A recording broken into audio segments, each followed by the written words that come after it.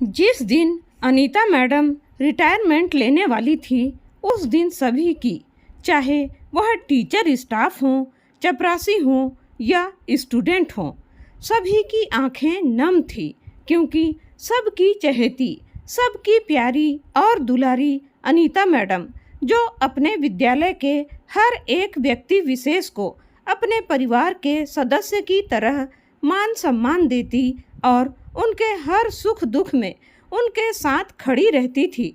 लेकिन अब उनका कार्यकाल समाप्त होने जा रहा था और वे हमेशा हमेशा के लिए अपने घर पर आराम करने वाली थी। उनका साथ छूटने का दुख सभी सदस्य को था, इसलिए सभी की आंखें नम थी। लेकिन अनीता मैडम की उम्र हो चली थी, अब उन्हें आराम मिलना भी जरूरी था।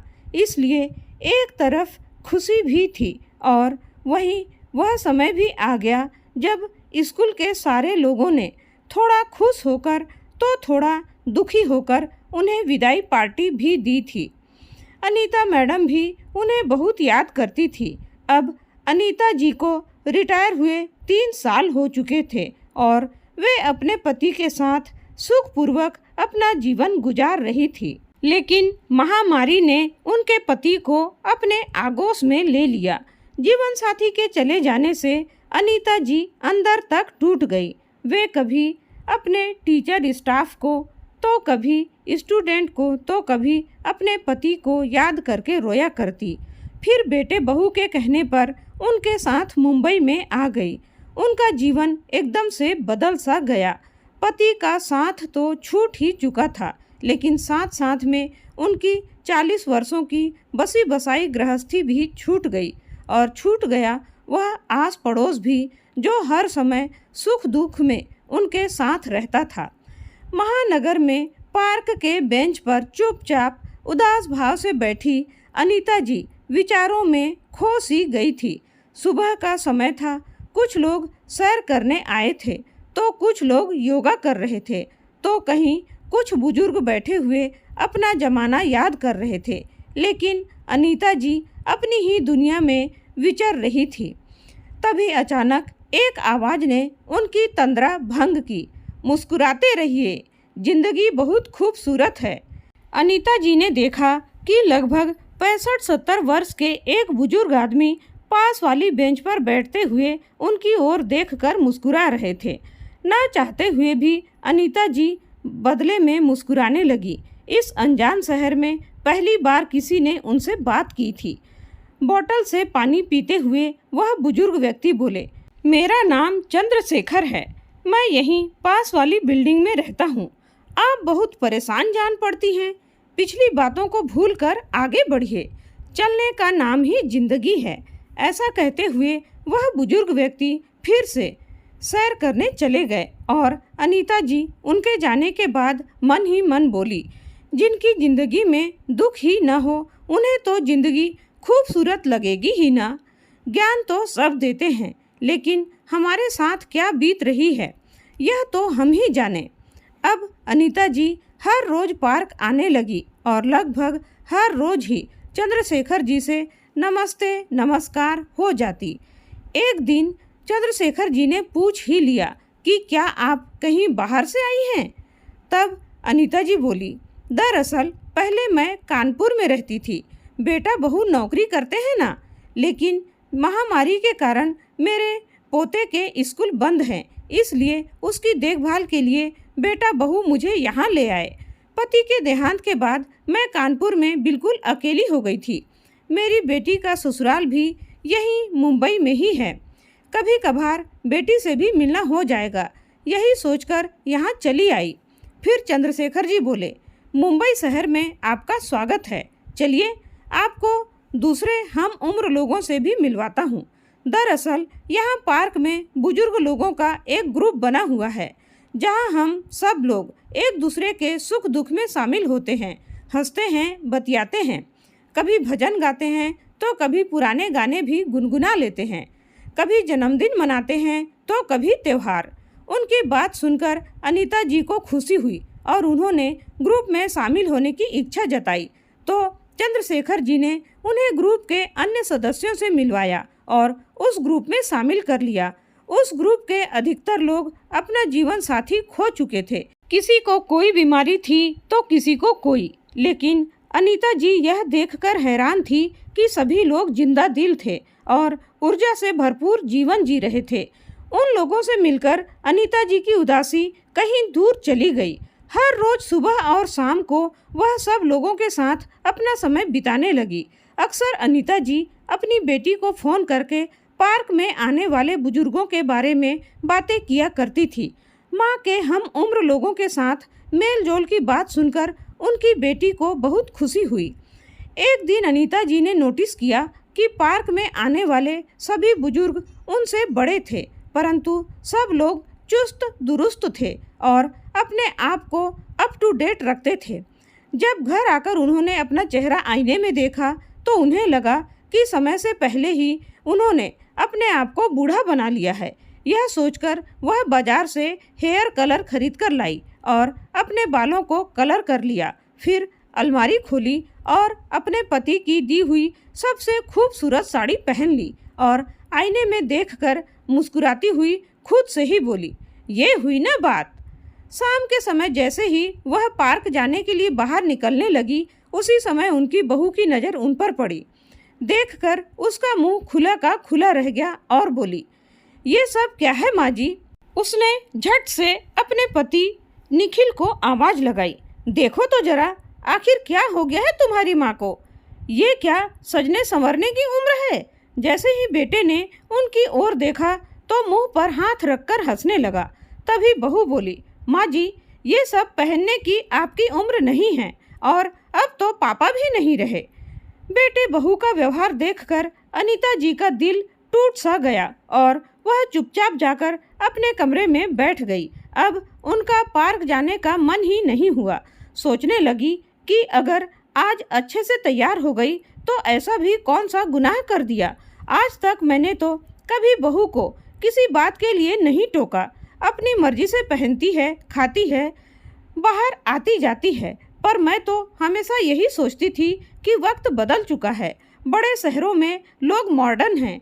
आज मैंने थोड़ा सा खुद के बारे में सोचा तो मेरा ऐसा मजाक बना दिया। उनकी आंखों के कोरों से आंसू बहने लगे। तभी उनके मोबाइल पर उनके ग्रुप के सदस्यों के फ़ोन आने लगे। उसी समय अनीता जी खड़ी हुई और खुद से बोली, नहीं नहीं, मेरी ज़िंदगी मैं अपने मुताबिक जीऊँगी। ऐसा कहते हुए वे पार्क चली गईं। अब अनीता जी अपने लिए जीने लगी थी। उनकी पेंशन से उन्हें अच्छा खासा पैसा मिल जाता था, जिसे आज तक वह अपने बेटा बहू को ही देती आई थी। लेकिन इस महीने उस पैसे को उन्होंने अपने ऊपर खर्च कर लिया। पार्क में भी उनकी बहुत सी सहेलियां बन गई थी, जिनके साथ बाजार जाकर वह अपने लिए अपने मनपसंद कपड़े और वस्तुएं खरीद कर ले आई। लेकिन बहू को यह सब खटकता रहता और अपने पति के कान भरते हुए कहने लगी, आप माँ जी को रोकते क्यों नहीं? कितना फालतू खर्च करने लगी हैं आजकल। हमारे हाथ में तो एक पैसा भी नहीं देती। उनके आने से हमारा खर्च भी तो बढ़ गया है। पत्नी की बातों में आकर अनीता जी का बेटा निखिल उनके पास आया और कहने लगा, माँ, इस बार अपने पेंशन के पैसे क्यों नहीं दिए? उसकी बात सुनकर अनीता जी हैरान रह गई। तभी उनकी बहू बोली, अरे इस उम्र में इतनी फिजूल खर्ची क्या अच्छी बात है? पार्क क्या जाने लगी, आप तो आज़ाद पंछी की तरह हो गई हैं।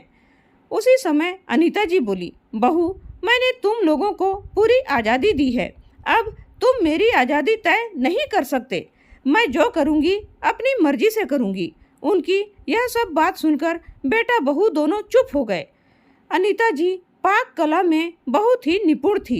एक दिन उन्होंने घर पर गाजर का हलवा बनाया तो अपने ग्रुप के सदस्यों के लिए भी पार्क में लेकर चली गई और सभी लोगों को खिलाने लगी। लेकिन चंद्रशेखर जी ने लेने से मना कर दिया। तब अनीता जी ने पूछ ही लिया, क्या आपको गाजर का हलवा पसंद नहीं है? तब चंद्रशेखर जी बोले, गाजर का हलवा तो मुझे बहुत पसंद है, लेकिन मुझे डायबिटीज़ और ब्लड प्रेशर की परेशानी है, इसलिए मैं बाहर का मीठा गाजर का हलवा नहीं खा सकता हूँ और घर पर बनाना मुझे आता नहीं है। इसलिए मैंने गाजर का हलवा खाना ही छोड़ दिया। फिर अनीता जी बोली, तो क्या आपके घर पर कोई नहीं है? इस पर चंद्रशेखर जी कुछ नहीं बोल पाए। आंखों से दो मोतियों की तरह आंसू निकलकर उनके गालों तक आ गए और चुपचाप घर की ओर चले गए। 2 दिन बीत चुके थे, लेकिन चंद्रशेखर जी पार्क में नहीं आए थे। ग्रुप के सदस्यों से पूछा तो पता चला कि वे फोन भी नहीं उठा रहे हैं। अनीता जी को मन ही मन उनकी चिंता सता रही थी। बार बार उनका हंसता मुस्कुराता चेहरा उनके सामने आ रहा था। जैसे ही वे घर जाने के लिए पार्क से निकली तो उनके कदम स्वतः ही चंद्रशेखर जी के घर की ओर मुड़ गए। गार्ड से उनके फ्लैट का नंबर पूछा और उनके दरवाजे पर जाकर बेल बजाई। चंद्रशेखर जी ने लड़खड़ाते कदमों से चलकर दरवाज़ा खोला। जैसे ही उन्होंने दरवाजे पर खड़ी अनीता जी को देखा तो वे चौंक गए और फिर उन्हें अंदर बुलाया। उनकी ऐसी हालत देखकर अनीता जी हैरान रह गई और बोली, आपकी तबीयत इतनी खराब है, लेकिन घर पर आपकी देखभाल के लिए कोई नहीं है। तब चंद्रशेखर जी बोले, दरअसल मैं अकेला ही रहता हूँ। यह बात सुनकर अनीता जी को बड़ी बेचैनी हुई कि इतना जिंदा दिल इंसान और बिल्कुल अकेला, और जब वह बीमारी की हालत में है तो उनकी देखभाल करने वाला भी कोई नहीं है। फिर अनीता जी ने ग्रुप के अन्य सदस्यों को फोन करके बुलाया।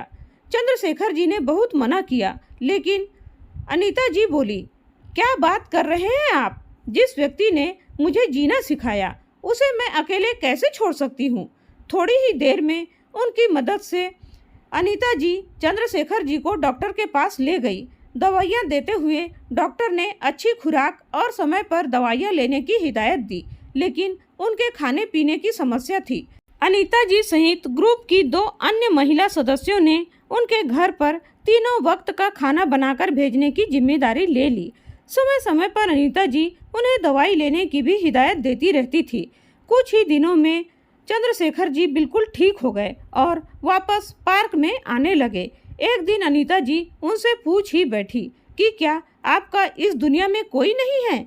आज अनीता जी की बात को चंद्रशेखर जी टाल नहीं पाए और अपने अतीत के पन्ने एक एक करके पलटने लगे और मुस्कुराते हुए बोले, वो भी क्या दिन थे जब मैं अपनी पत्नी को ब्याह कर घर लाया था। कितने हसीन सपने सजाए थे हम लोगों ने। पता है अनीता जी, शादी के 10 साल तक हमारा कोई बच्चा नहीं हुआ था। काफ़ी समय तक डॉक्टरी इलाज करवाया, तब उसके बाद खुशखबरी आई और हमारे बेटे का जन्म हुआ। अपने छोटे से परिवार में हम लोग बहुत खुश थे, लेकिन वह खुशियाँ शायद भगवान को मंजूर नहीं थी। अभी बेटा 5 साल का ही हुआ था कि एक दिन पता चला कि मेरी पत्नी को कैंसर है, और जब तक पता चला तब तक बहुत देर हो चुकी थी। मेरी जीवन संगिनी इस दुनिया को छोड़कर विदा हो गई, हमेशा हमेशा के लिए। बोलते बोलते चंद्रशेखर जी का गला रूंधने लगा। रिश्तेदारों ने दूसरी शादी करने की सलाह दी, लेकिन मैं अपने इकलौते बेटे को सौतेली माँ के हवाले नहीं करना चाहता था। माँ और बाप दोनों का प्यार मैंने अकेले ही उसे दिया, लेकिन किसी चीज़ की कमी नहीं आने दी। लेकिन देखिए बेटे ने क्या किया। 1 महीने के लिए अमेरिका घूमने जा रहे हैं, यह कहकर बेटा बहू निकले थे, और बाद में पता चला कि जिस मकान में हम लोग रहते थे, बेटे ने वह मकान अमेरिका जाने से पहले ही बेच दिया था और ख़रीदारों को बोलकर गया था कि 2 महीने बाद मकान खाली करवा लेना। उसके बाद बेटा फिर कभी नहीं आया। फिर भरी आंखों से चंद्रशेखर जी बोले, अगर मेरे पास मेरे रिटायरमेंट का पैसा एफडी में न रखा होता तो मैं तो सड़क पर आ जाता। उसी पैसे से मैंने ये 2 कमरों का मकान खरीदा और यहाँ रहने लगा। कहते कहते चंद्रशेखर जी की आंखों से आंसुओं का झरना बह निकला। अनीता जी ने उन्हें हौसला दिया और कहा, अरे आप ही तो मुझे कहते हैं कि हर पल मुस्कुराते रहना चाहिए, और अब आप ही ये बात भूल गए। उन दोनों को एक दूसरे में एक ऐसा दोस्त दिखाई देता था जिसके साथ वे अपना सुख दुख बांट सके। कुछ दिन गुजरने के बाद जब एक दिन अनीता जी पार्क गई तो देखकर हैरान रह गई कि ग्रुप के सभी लोगों ने एक बड़ा सा केक मंगवाया हुआ था। जैसे ही वह वहां तक पहुंची तो सभी लोगों ने जोर से चिल्लाया, जन्मदिन मुबारक हो अनीता जी। अनीता जी को खुद भी याद नहीं था कि आज उनका जन्मदिन है। सभी लोगों का इतना प्यार देखकर उनकी आंखों से खुशी के आंसू छलक आए। केक काटकर सभी ने मोबाइल में तस्वीर ली। सब लोगों ने मिलकर एक बहुत ही खूबसूरत सी साड़ी अनीता जी को तोहफे में दी। फिर अनीता जी ने पूछा, लेकिन आप सबको कैसे पता चला कि आज मेरा जन्मदिन है? तब चंद्रशेखर जी बोले, अरे सोशल मीडिया से सब पता चल जाता है। जन्मदिन मनाकर अनीता जी अपना तोहफा लेकर घर पहुंची तो उसे डाइनिंग टेबल पर रख दिया। जैसे ही बहू की नज़र उस साड़ी पर पड़ी तो बोली, अरे इतनी खूबसूरत साड़ी तुम मेरे लिए लाए हो Nikhil? Thank you so much. तभी निखिल चौंक कर बोला, नहीं नहीं, मैं तो नहीं लेकर आया। तभी अनीता जी फ्रेश होकर आई और बोली, यह साड़ी मेरी है बहू। फिर बहू बोली, साड़ी तो बहुत खूबसूरत है माँ जी, लेकिन आप इसका क्या करेंगी? यह साड़ी मैं ले लेती हूँ।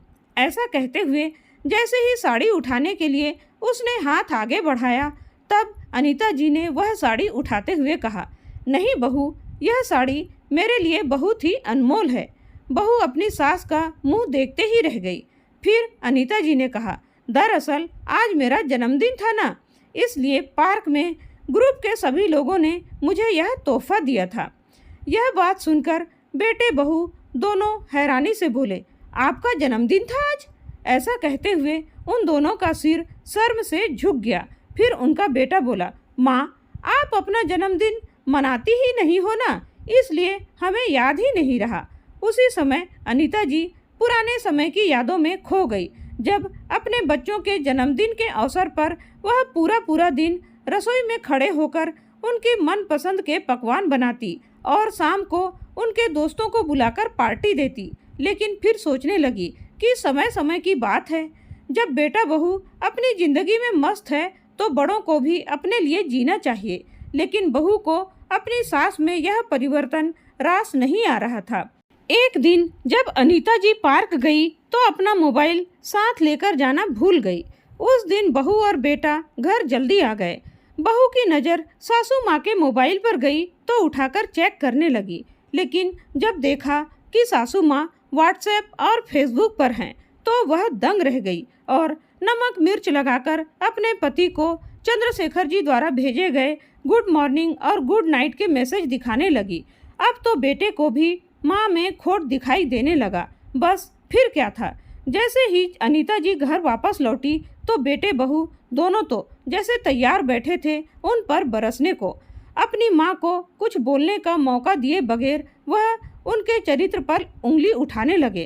अनीता जी स्तब्ध रह गई। फिर खुद को संभालते हुए बोली, क्यों बहू, 2 दिन पहले ही अपने ऑफिस के दोस्तों के लिए तुमने घर पर पार्टी रखी थी, जिसमें तुम्हारे ऑफिस के सभी दोस्त आए थे, जिसमें पुरुष भी थे और महिलाएं भी, लेकिन मैं तो तुम्हारे चरित्र पर उंगली नहीं उठाई। फिर तुम मेरे बारे में ऐसा कैसे बोल सकती हो? अनीता जी के मुंह से 2 टूक जवाब सुनकर उनकी बहू के पास शब्द ही नहीं बचे और पैर पटकती हुई अपने कमरे में चली गई।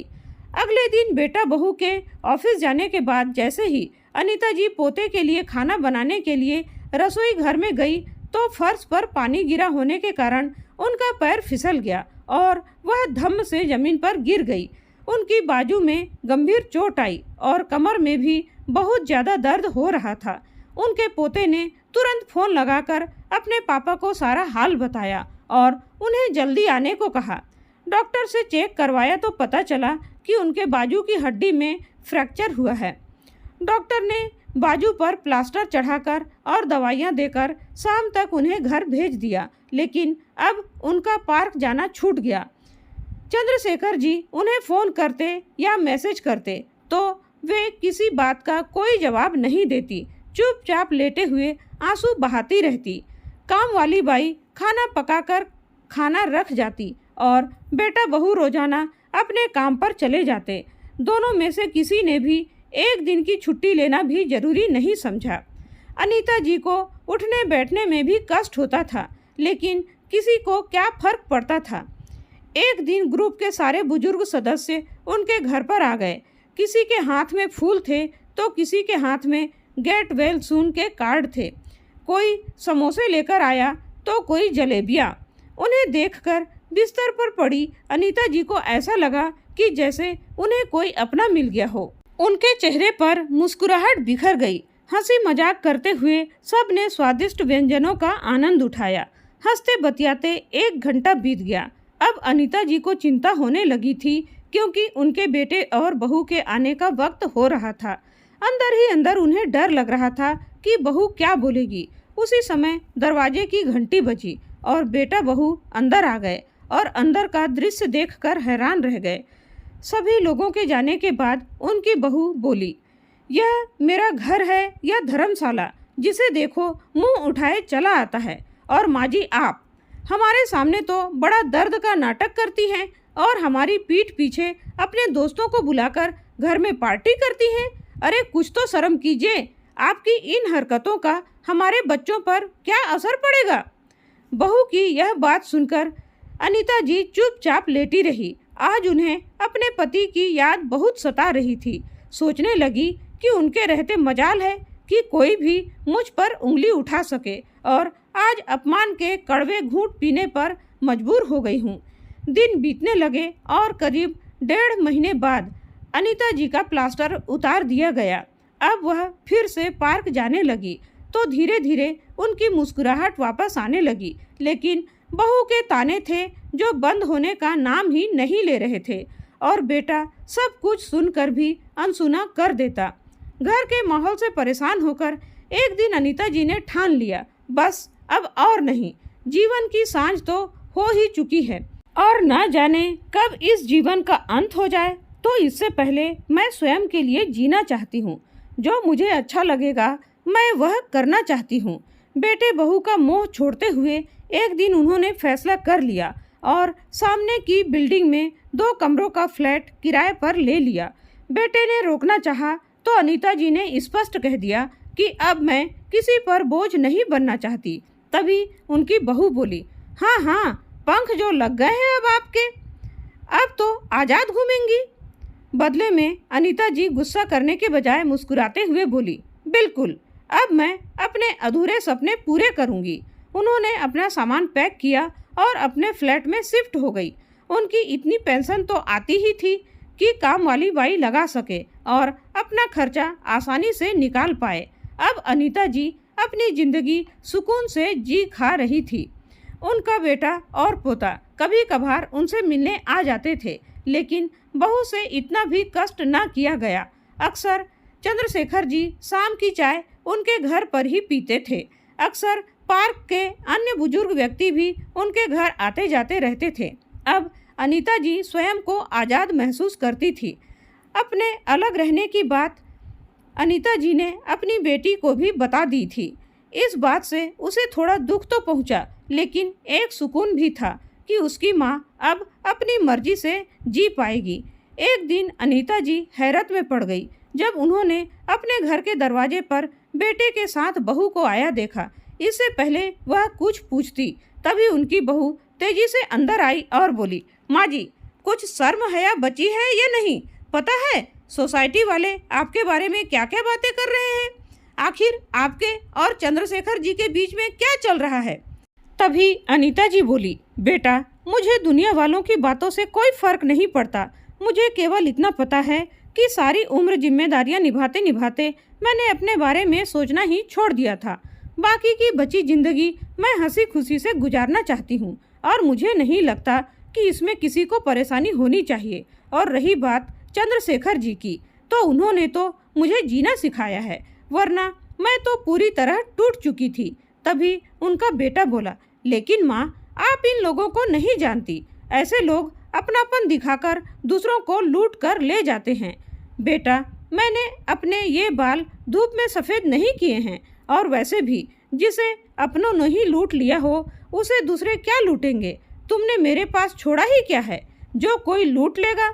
उसी समय चंद्रशेखर जी, जो दरवाजे के बाहर खड़े हुए सारी बातें सुन रहे थे, घर के अंदर आ गए और उन्हें देखते ही अनीता जी के बेटे बहू का मुंह खुला का खुला रह गया। जैसे ही वे उठकर बाहर जाने लगे, उसी समय चंद्रशेखर जी ने उनसे कहा, बेटा, शर्म अनीता जी को नहीं बल्कि तुम जैसे लोगों को आनी चाहिए। किसी का चरित्र मंथन करने से पहले तुम लोग एक बार भी नहीं सोचते। तुम लोग जानना चाहते हो कि तुम्हारी माँ क्या करती है।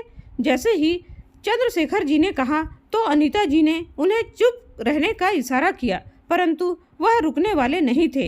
बोले, पार्क में हर रोज सुबह और शाम को जब हम सब लोग बैठते हैं तो वहीं पास में ही सोसाइटी में काम करने वाली औरतों के बच्चे आवारा घूमते हैं। छोटी सी उम्र में वे गलत आदतों के शिकार हो रहे हैं। उन गरीब लोगों के पास इतना पैसा नहीं है कि वे अपने बच्चों को पढ़ा लिखा सकें। तुम्हारी सासू माँ उन बच्चों को पढ़ाने का नेक काम करना चाहती हैं। वह एक स्कूल खोलना चाहती हैं ताकि जितने भी गरीब बच्चे शिक्षा से वंचित हैं उन्हें निःशुल्क शिक्षा प्रदान की जा सके। तुम्हारी माँ गरीबों की मदद करके अपने बुढ़ापे को सार्थक बनाना चाहती है। अक्सर हम लोग बैठकर उसी विषय में योजना बनाते हैं। हमारी एक एनजीओ से भी बात चल रही है जो हमारी इस काम में मदद करेंगे। तुम्हारी माँ का बरसों पुराना सपना अब पूरा होने जा रहा है, लेकिन आज अपनी माँ के बारे में तुम लोगों के विचार सुनकर मुझे महसूस हो रहा है कि अच्छा ही हुआ कि मेरा बेटा मुझे पहले ही छोड़कर चला गया। हैरानी की बात है, अपनी माँ के लिए बेटे बहू की ये सोच भी हो सकती है। क्या तुम अपने ऑफिस में किसी के साथ हंसते बोलते नहीं हो? जब तुम्हारी माँ ने तुम पर कोई अंकुश नहीं लगाया तो तुम कैसे? अनीता जी के बेटे बहू के पास इन बातों का कोई जवाब नहीं था। वे चुपचाप चले गए। आज चंद्रशेखर जी गुस्से में थे तो अनीता जी बोली, चलिए छोड़िए इन बातों को, मैं चाय बनाती हूँ, चाय पी लीजिए और अपना गुस्सा ठंडा कीजिए। उनकी यह बात सुनकर चंद्रशेखर जी मुस्कुरा दिए और बोले, हमारी मेहनत रंग लाई। एनजीओ की तरफ से हमें स्कूल शुरू करने के लिए पास में ही एक बिल्डिंग मिल गई है। अनीता जी यह बात सुनकर बहुत खुश हुई। जल्दी ही बिल्डिंग को स्कूल का रूप दे दिया गया। सभी पढ़े लिखे बुजुर्ग बच्चों को पढ़ाने का काम करने लगे। सब लोगों ने दिल खोलकर मदद की। शुरू में स्कूल में केवल 20 बच्चे आए, लेकिन धीरे धीरे उनकी संख्या बढ़ती गई। देखते ही देखते उनका यह स्कूल चर्चा का विषय बन गया। अनीता जी और उनके साथ काम करने वाले अन्य बुजुर्गों को भी जीने का एक मकसद मिल गया था। एक दिन अनीता जी की बेटी उनके पास कुछ दिनों के लिए आई। जब वह अपने भाई भाभी से मिलने गई तो उन्होंने उसे चंद्रशेखर जी के विषय में बताया और यह भी बताया कि उसे माँ को समझाना चाहिए। लेकिन उनकी बेटी को अपनी माँ में कोई बुराई नज़र नहीं आ रही थी, बल्कि उसने देखा कि उसकी माँ के चेहरे पर फिर से मुस्कुराहट आ गई है। अपनी वृद्धावस्था को भी वह बड़ी खुशी से जी रही हैं और चंद्रशेखर जी उसका पूरा सहयोग दे रहे हैं। उन दोनों की दोस्ती स्वार्थ से परे हैं और इस दुनिया की समझ से भी। अकेले बैठे हुए यह सब सोचते सोचते अनीता जी की बेटी की नज़र पास रखे अखबार पर गई तो उसमें छपी एक खबर ने उसका ध्यान अपनी ओर खींचा। जब बुढ़ापे में बच्चे ही साथ छोड़ दें तो अकेली माँ या अकेला पिता कहाँ जाए।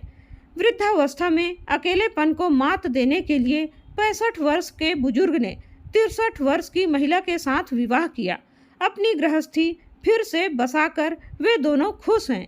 इस खबर को पढ़कर अनीता जी की बेटी के मन में एक विचार आया।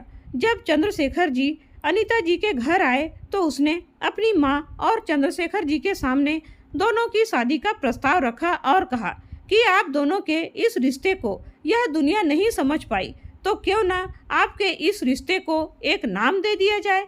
क्या आप दोनों एक दूसरे का जीवन साथी बनना पसंद करेंगे? तभी अनीता जी बोली, ये क्या बोल रही है तू?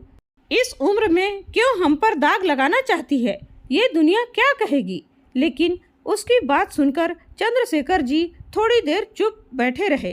दिमाग में बहुत कुछ चल रहा था। अनीता जी के गुस्से को देखकर उन्होंने कुछ न कहना ही मुनासिब समझा और अपने घर लौट गए। फिर अनीता जी की बेटी ने उन्हें समझाया, माँ, अगर जीवन की राह में कोई अच्छा साथी मिल जाता है तो साथ चलने में कोई नुकसान नहीं है।